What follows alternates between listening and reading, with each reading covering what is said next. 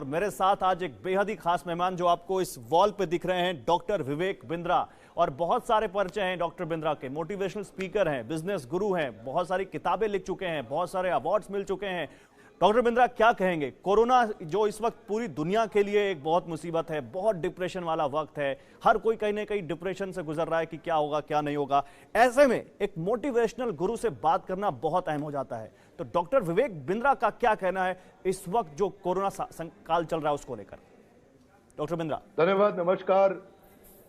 अगर आपको मेरी आवाज साफ आ रही है तो कोरोना अब जीवन का एक हिस्सा बनने वाला है। Safety norm, social distancing, regular sanitization और मास्क पहनना ये जिंदगी का हिस्सा हो जाएगा। छोटी टीम्स में लोग काम करेंगे, बिजनेसेस पे फर्क पड़ेगा, वर्क फ्रॉम होम का कल्चर बढ़ेगा। जो टीम्स काम की नहीं है रिडंडेंट हो जाएंगी। एफएमसीजी, फार्मा को छोड़ करके बाकी सारी कंपनी पे बहुत इंपैक्ट आता जा रहा है। क्या आपको मेरी आवाज साफ आ रही है? बिल्कुल साफ आ रही है बिंद्रा साहब, आप बोलिए। रियल एस्टेट और एंटरटेनमेंट पे असर बहुत ज्यादा आ गया। Travel, tourism, airlines, investment, banking, सब का बिजनेस खत्म होते जा रहे हैं। रेस्टोरेंट्स पे असर लंबा चलेगा अभी ये, और ये कोई वी शेप वापस कर्व से वापस नहीं आएगा। बिजनेस अभी यू शेप या हो सकता है एल शेप लंबे समय तक रहेगा। $9 ट्रिलियन का ग्लोबल इकोनॉमी का लॉस हो चुका है। वर्ल्ड बैंक ने जो सहायता दी वो बहुत लिमिटेड है, और चाइना का भी इस समय ग्रोथ रेट कम है, और बल्कि जो सबसे बड़ी कंट्रीज थी उनका ग्रोथ रेट सबसे ज्यादा असर आया है। US, Germany, France, Italy, Spain, ये सब -5% से ज्यादा जीडीपी का इसमें ड्रॉप आएगा। चाहिए क्या? Adaptability, adaptability, adaptability. वही बचेगा जो अडेप्ट करेगा, जो रीएडजस्ट करेगा अपने आप को, जो राइट प्लान्स अपने बिजनेस के बिल्ड कर सकता है, अपनी तैयारी कर सकता है। एज एन एंटरप्रेन्योर मैं यहाँ पे आपको एक इंपॉर्टेंट बात बताना चाहता हूँ कि wait and watch is the wrong approach. अपने इस समय टेक्नोलॉजी को बिल्ड करना, नई स्ट्रैटेजी और प्लान डिजाइन करना बहुत इंपॉर्टेंट है। कलेक्शन और रिसीवेबल्स को तेजी से वापस लेकर के आए, कैश अपने हाथ में वापस लेकर के आए। जो बड़े खर्चे इस समय बचाना उनको बहुत जरूरी है, क्योंकि कैश इस समय ड्राई अप हो रहा है। अब इस समय मैक्रो एनवायरनमेंट के कारण फंड रेजिंग होगा नहीं, नया पैसा मिलेगा नहीं, ये मान के चलिए अगले कुछ समय तक ये तकलीफ बढ़ेगी।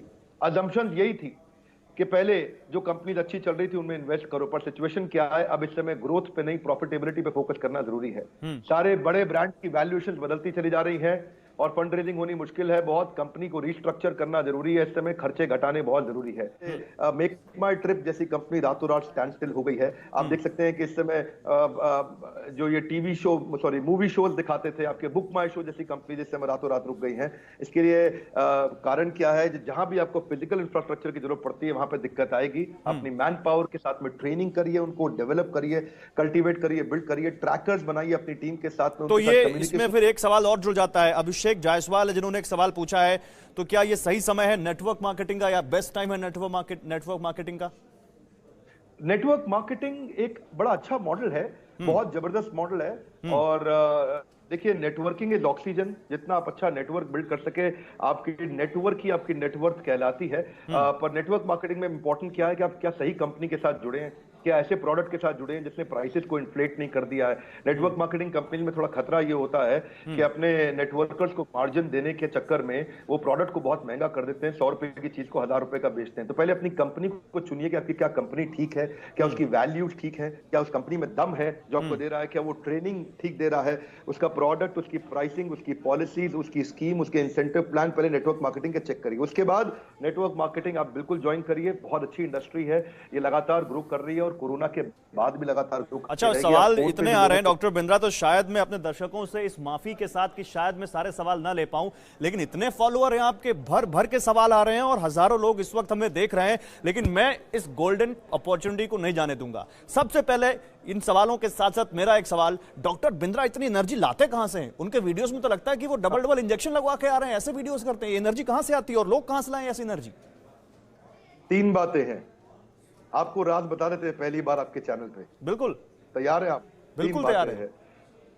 पहली चीज, एनर्जी बिल्ड करने के लिए कम से कम 4 लीटर से 5 लीटर पानी पीजिए रोज। जब आप पानी नहीं पिएंगे तो आपके बॉडी के टॉक्सिन्स बाहर निकल जाते हैं, जिससे आपका एनर्जी बढ़ा रहता है।